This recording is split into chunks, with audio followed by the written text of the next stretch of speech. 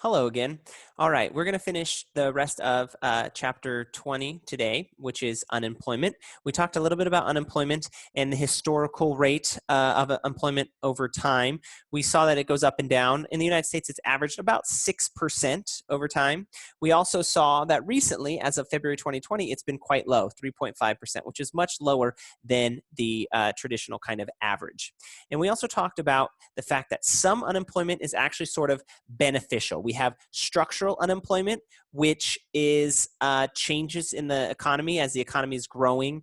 We have some unemployment because people are losing jobs from old or obsolete industries. So that's structural, not so bad. There's frictional unemployment, also not so bad. It's the job search. As people are trying to find new jobs, they become unemployed because there's this friction of the job search process. Okay, but clearly we know that some unemployment is not beneficial, and that's the kind of unemployment we're going to talk about next. And it is our third type of unemployment, known as cyclical unemployment. All right, so what do I mean by cyclical unemployment? Well, this is the kind of unemployment that you think of when you think of unemployment. It's caused by economic downturns. So an example might be the unemployment in the Great Recession, right? 2008, 2009 was the Great Recession. So in 2008, on average, people were unemployed for about 18 months, and there were 10% of the workforce unemployed. So 10% is really, really quite high. We saw that the most recent data we have, February 2020, it's 3.5%. So 10% is pretty high. This is a picture actually not of the Great Recession. This is the Great Depression in the early 30s. But it gives you an idea of the fact that the cyclical unemployment, this is the unemployment we're going to see and already are starting to see in the wake of the coronavirus recession. We're seeing this cyclical unemployment. And this is that kind of unemployment that we don't consider that's good. This is a kind of unemployment we want to try to prevent by growing our economy. Okay, so let's talk about two terms. One of them is the natural rate of unemployment, and the other is the full employment output. Now, you're probably asking, what do you mean a natural rate of unemployment? Well, do you remember that I said that some unemployment is actually good in a healthy economy? We're going to call that U star. Okay, we're going to call that U star. We want a little bit of structural unemployment. We want a little bit of frictional unemployment because that means our economy is growing. Maybe somewhere around 4% unemployment rate really is kind of indicative of a healthy economy. When we start going above 4%, then we start having this negative or bad cyclical unemployment up on top of it. Now, what is a full employment output? So we're going to call this Y star. Don't forget that Y stands for GDP. And basically what we mean is this is the output, how much stuff is made in an economy with no cyclical unemployment when the economy is at U star. So when the natural rate of unemployment, this is the amount of unemployment that we want, let's say it's maybe around 4% in the United States, okay? When that many people are unemployed, then the rest of the people are working and they're making stuff, and that GDP, the amount of stuff they make, that's the Y star. So when our economy unemployment rate is at U star, the amount of output that we make is at Y star. Okay, and that's kind of our baseline. Now the economy is not usually at that; it's usually above or below that. So let's look at this. If I were to put a kind of like a breakdown of the unemployment rate during normal conditions. Okay, we always have the structural, we always have the frictional. Together, this makes up the natural unemployment. We'll call this U star that always occurs. And actually, we kind of want that. That's why I have this in green. Okay, so we have during normal macroeconomic conditions. And so this adds up maybe to about 4%. But then suddenly recession hits. Boom, coronavirus pandemic. We're in a recession. The unemployment rate shoots up super, super high. Okay, the additional kind of unemployment, I'm going to call this bad unemployment, that's the cyclical unemployment that comes up. All right. And so when we see a bunch of cyclical unemployment, we know that we have a recession, or oftentimes it's the other way around. We know we're in a recession and we're going to see cyclical unemployment as individuals become unemployed. Okay. And so this is the kind of unemployment that we want to eliminate. Another way to think about it is numerically. So in a healthy economy, the amount of unemployment that we have is equal to the U star. So this is what the the data tell us, and then this is our theoretical. So the data tell us that we're at our, okay, that's good. And this is how much our GDP is, and yeah, it is equal to the natural rate of output. That must mean that cyclical unemployment is 0. Okay. In a recession, though, the data come back and they tell us that our U is much bigger than this U star. Okay. The U star doesn't change. That's our natural rate of unemployment, 4-something%. So in a recession, the actual unemployment that we observe, that is measured by the Bureau of Labor Statistics, U is higher than U star, which means that GDP, which is the actual amount of GDP that we make, which is measured by the Bureau of Economic Analysis, that number comes back and it's less than our theoretical kind of good natural rate of output. And that means that we have cyclical unemployment is positive. Now, you might think, hey, these are the only 2 options there are. No, there's this guy right here. And this is very important. Most people have never thought about this. What if your economy is growing too high? It's overheating, economists sometimes sort of say. We call this a supernormal expansion. It's just temporary. Look, our GDP is actually too high. How can that be? Well, that means that we have, look at this, our unemployment is too low, actually. We have less than that natural rate of unemployment. So jobs are not being created and destroyed in the same rate. Oftentimes in this case, since a lot of people are working and spending money, inflation starts to creep in. Okay, we actually have negative cyclical unemployment. This is actually kind of a dangerous place to be. And I bring this up because our economy, all the way up through January and February, remember February had 3.5% unemployment rate, right? 3.5. And I told you that U was usually kind of, we like to think of that U star, the natural rate of unemployment, 4 to 4.5%. Well, we were in this situation. We had 3.5% unemployment, less than 4. The economy was growing amazingly, right? And this is something we kind of talked about in class, that the economy has been growing gangbusters since 2011. It's probably the longest single expansion in stock market run-up that we've ever seen in the history of the United States. The economy was growing amazing. And a matter of fact, it was growing a little bit too fast. Economists, even without the coronavirus pandemic, we're predicting a recession because we had too much unemployment. We had too much job creation, or not enough job creation, too little unemployment, and we had too much GDP. Okay. And so we were bound to have a little kind of stock market correction. The stock market was too high. The stock prices were inflated. We were bound to have some sort of a stock market correction. And then the coronavirus pandemic just popped it. Okay. So when I want to measure unemployment, I need to look at the amount of workers that we have, laborers. Okay. Now, I don't actually compare the amount of unemployed people to everybody in the economy. It makes sense to remove groups of people who are not really looking for a job. All right. Who's not in the labor force? We only are measuring the labor force when we're comparing work, when we're looking at workers. Who's not in the labor force? Well, jobless people, perhaps, who are not actively seeking employment. In order to be in the labor force, you have to have looked for a job in the last 4 weeks. Okay. What about retirees?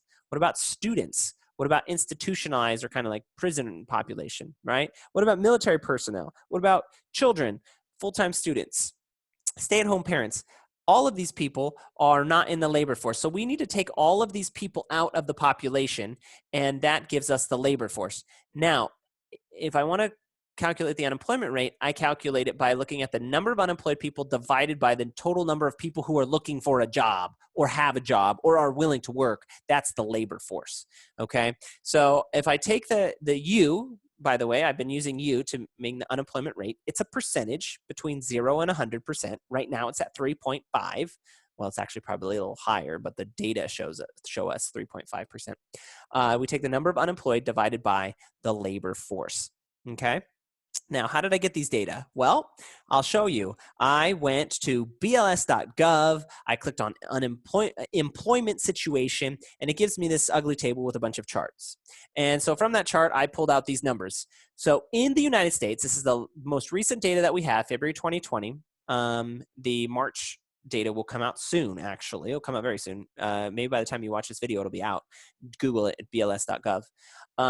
The population that we're looking at is 259 million, approximately. So the actual population is 330 million something. We take out all of those people who are not in the labor force, the retirees, the stay-at-home haven't been looking for a job in the last 4 weeks.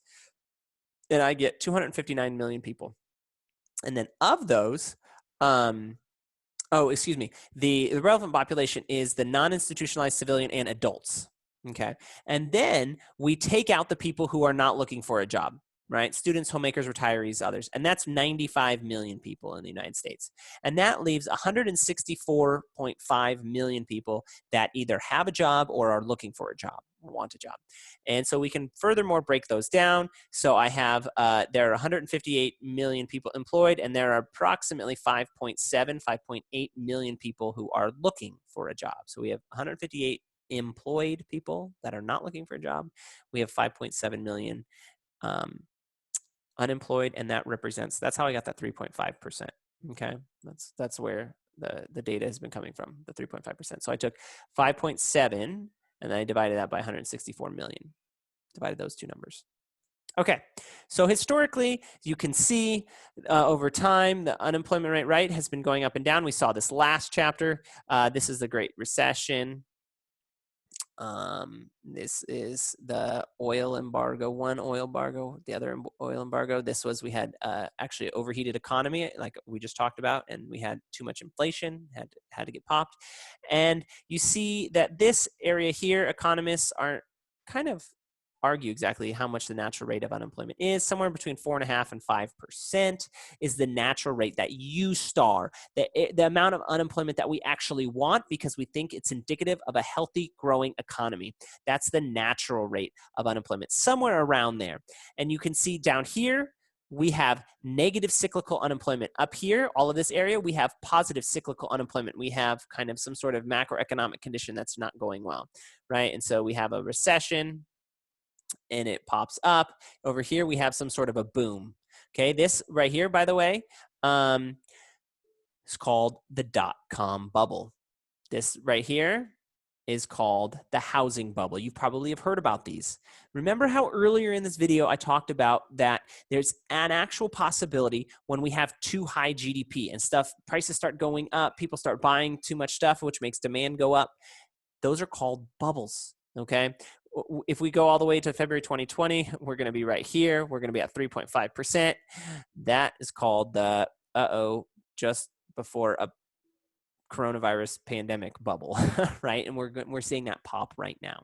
Okay, so anytime the unemployment rate is low, we really need to be too low, below the natural rate. We need to look out for a recession that comes afterwards.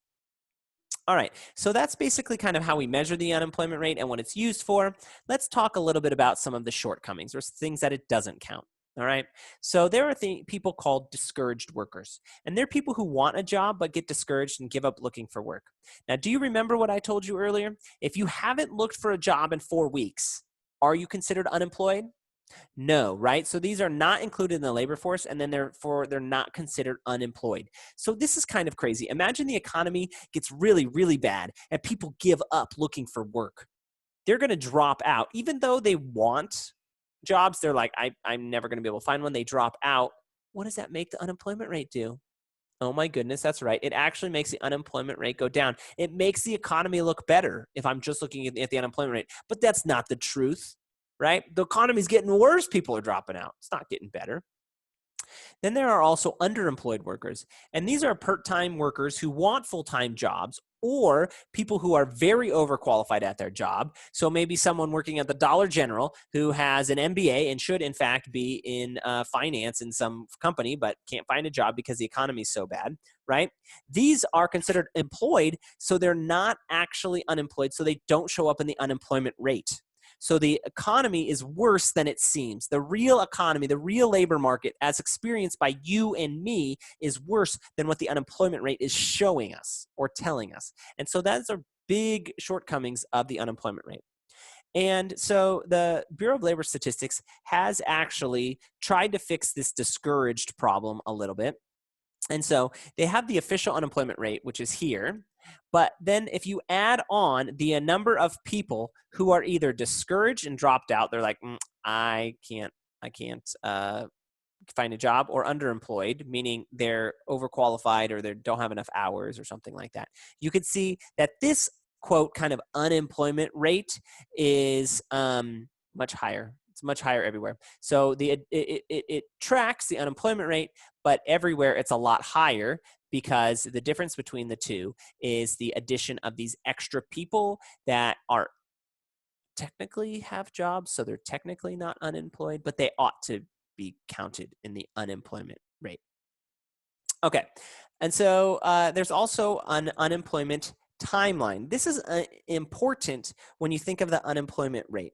Okay, so unemployment rate lags behind the economic activity. So we know that the economy has already started tanking, and we don't yet have unemployment rate that it matches what's really going on right now, right?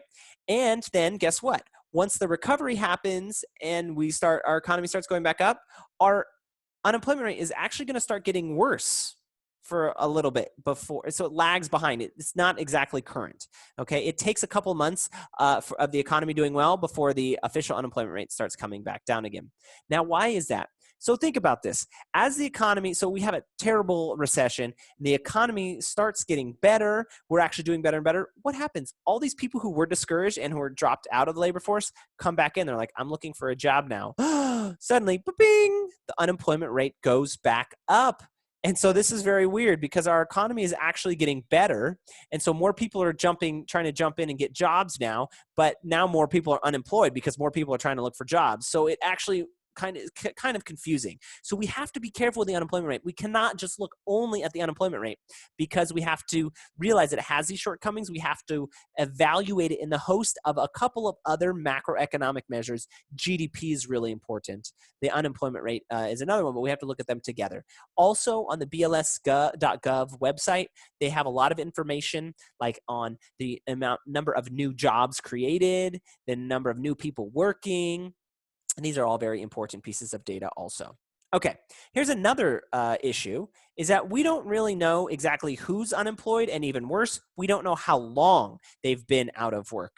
Okay, let's pick a really high unemployment rate. Like, let's say 10% unemployment rate. That's the worst it was during the Great Recession of 2008, 2009. 10%.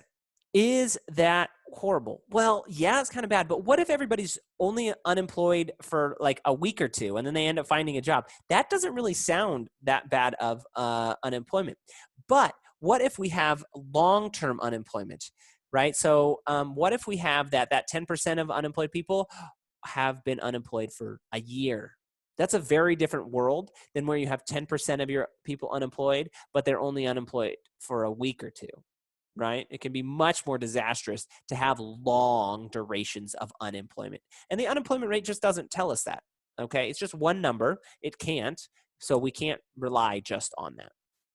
All right, let's go back to talking a little bit more about these indicators of the economy. So we're two main types, the leading indicator and the lagging indicator. As you might expect, a leading indicator changes first, and then we're like, oh, that's what's going to happen to the economy, right? It will change before the economy as a whole does. So here's an example some economists use: average weekly hours for manufacturing. Here's another example: building permits. Look at this. Can you imagine that if builders or construction people know that the economy is going to get bad, they stop trying to get building permits. They stop building. This actually happens before the economy tanks. Or average weekly hours for manufacturing. What's the first thing that happens? Workers don't let go of their employees. They try to cut back on their hours. So if all of a sudden we see firms stop trying to build new houses or stop giving hours to their employees, if we see that, we say, that's a leading indicator. I know something bad is coming. Okay? Then there are lagging indicator. And this is something that happens after the economy is tanked, then this indicator changes. And guess what? The unemployment rate it goes in this lagging indicator. So although the unemployment rate is a very important thing to pay attention to, it doesn't have predictive power for the future. Okay. Another example is the change in the price index or the inflation. This doesn't happen until after it's too late. That's kind of the way I like to think about lagging indicators. They don't change until after it's too late. We have to look at the leading indicators. All right. In the United States, we see that so this is before and after the 2008-2009 Great Recession. In 2007, the amount of unemployment that was short-term was 67%, and long-term was only 32%. So you see the majority of people were short-term. That's less than 14 weeks. And you see a lot of them were unemployed for only less than 5 weeks. And hardly anybody was unemployed for 27 weeks. This is kind of, call it 6 months. 27 weeks or longer. But then, boom, the 2008-2009 Great Recession hit. And when we do the same measurement in 2015, we see that even though about the same amount of people, the unemployment rate was about the same in both of these years, the composition was very different. You see long-term shot up to 41.5%, and fully a quarter, even a little bit more than a quarter of the United States unemployed people had been unemployed for 6 months or more. This is a big problem. Once you fall in this group here of 27 weeks or longer, it's hard to get out. No employer is going to hire somebody that's been unemployed and looking for a job for 6 months. They're going to be like, uh-oh, what's wrong with this person, right? Once you fall into that more than 6 months category, you're kind of toast as far as employment aspects.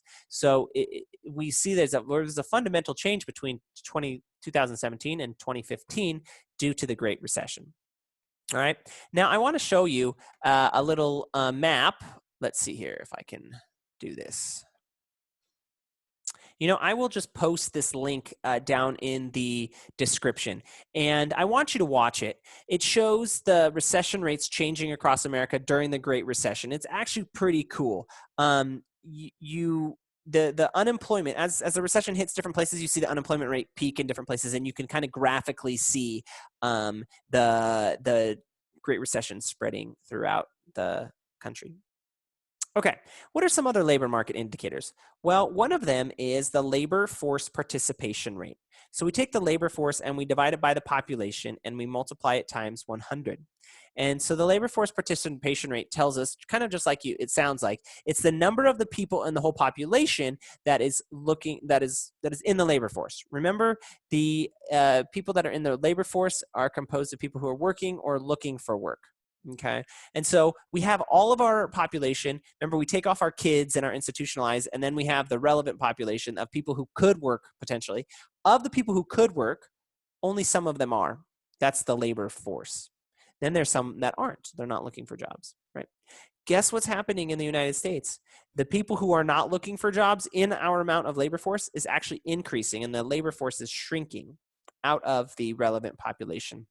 And so some of the applications are perhaps baby boomers retiring, right? As more baby boomers retire, the amount of people not looking for a job anymore is going to get bigger. The labor force is going to shrink.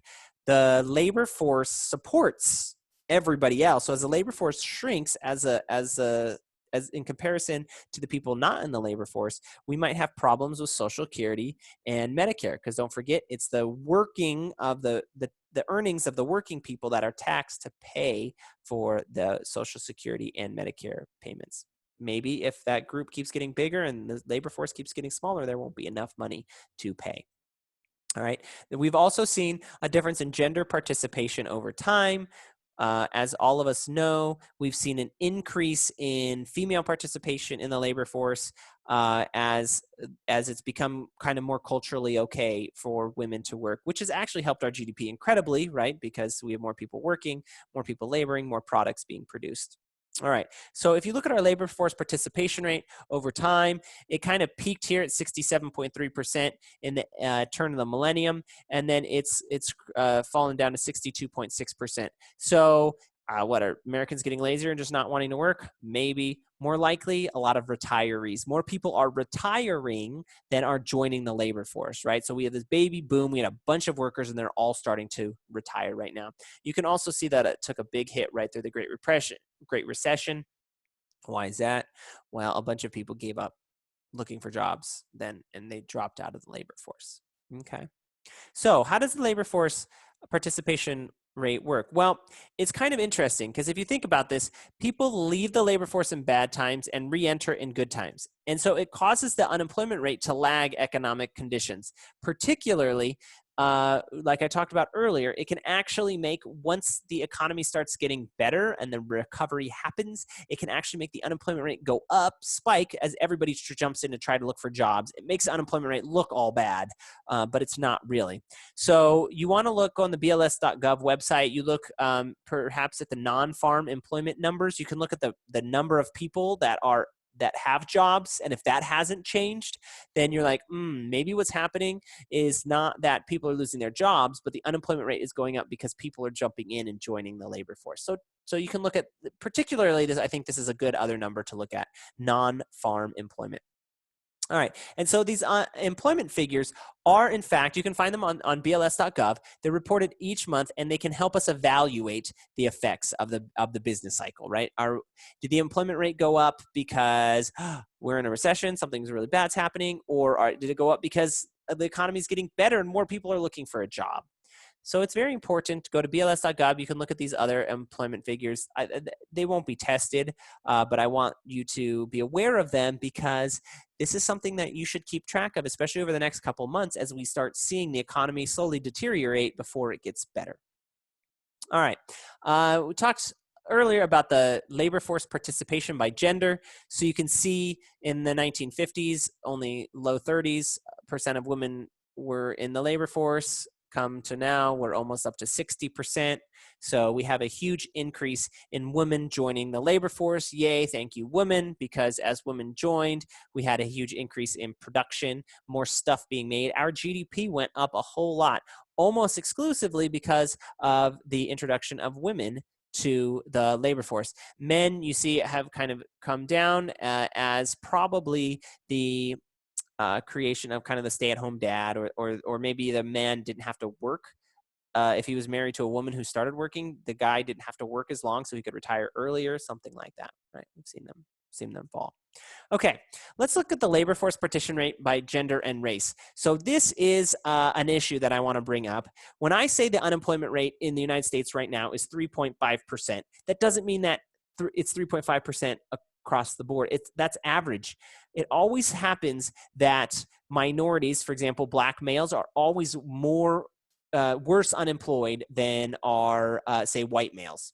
And so if you look in July 2015, I got this from the textbook. That's why it's a little bit older. But the unemployment rate said it was 5.3% in July 2015. But that doesn't mean everybody was at 5.3%. Look, black males were at 8.8%. White males were down at 4.3%. Okay, so this is not equal at all. If you look at teenagers, we have black teenage males age 16 to 19. They're the highest unemployed group of people. They always are. And every year, if you look at the BLS website, they actually do break this down. So if you're interested, you can find this data. The black males in the teenagers are always the most unemployed. They also historically have the lowest labor force participation rate. And so this is bad for a number of reasons. One, the fewest number of black males are even looking for a job, and then when they do, they're super unemployed. This really discourages, for example, black male teenagers from getting a job. This is really unfortunate because how is our economy structured now? Before you get your kind of career job, you get a number of internships. This is a 16 to 19 age, right? You maybe have some summer jobs, get some experience, get some internships. What if you are now a black male teenager that now graduates and is looking for a career job, and you don't have any of that internship experience? You're not going to get the same kind of quality job that you would have gotten otherwise, even if you are qualified for it. Okay, so this is a big problem, the fact that minorities, blacks, Hispanics, Pacific Islanders, Native Americans, they have really bad rates of unemployment, very, very high. The lowest unemployment rates are among Asian and white males, the lowest unemployment rates, right? And so they're at a unfair advantage to the other groups because they have more experience and they're more likely to get a job, even if they're just as good or not even as good at the job as some other groups of people. Okay, so in conclusion, the unemployment rate is monitored as an indicator of macroeconomic health. It does help us gauge the labor market conditions, but we need to be careful, right? It can be misleading and incomplete, and it lags. Okay, so we cannot just look at the unemployment rate as our only means of measuring the economy. Okay, we have to look at these other secondary figures, which you can get from BLS.gov, like the non-farm enrollment. You can look at the GDP, like we studied last chapter, but it does help us kind of have the complete picture of the economy. It includes different types of unemployment. Some are worse than others. Remember that structural and frictional unemployment are not so bad, but the cyclical unemployment is the one that we don't really want to occur. It can be influenced by government policy. This seems to have played a big part in popping up rates in the aftermath of the 2008 recession. The increase of unemployment insurance made it be not so bad to be unemployed, so we had kind of a little bit higher unemployment. And also, we note that people are unemployed for much longer. Okay, and that's after the 2008 recession. So maybe the natural rate of unemployment is higher than 4.5%, right? Maybe that we're remember, as the United States, we have an average rate of about 6% over time. Maybe our average is going to be higher than 6% from here on out. All right. Well, that's unemployment. Thanks for listening. Have a good day.